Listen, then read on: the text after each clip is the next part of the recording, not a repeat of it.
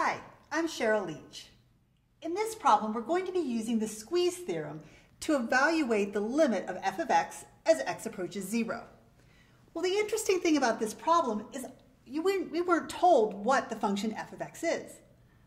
However, we were given a little bit of information about it.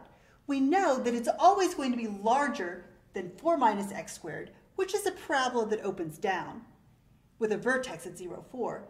And it's always smaller than the parabola 4 plus x squared. Again, a parabola with a vertex of 0, 4.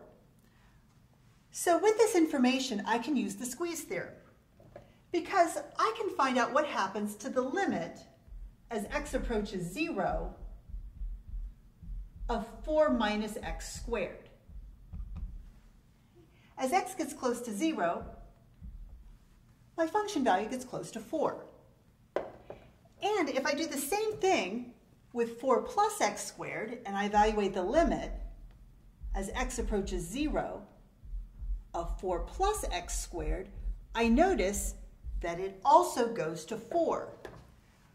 Well, if the function that's smaller than my function f is going to 4, and the function that's larger is going to 4, then by the squeeze theorem, I can say that my limit is 4.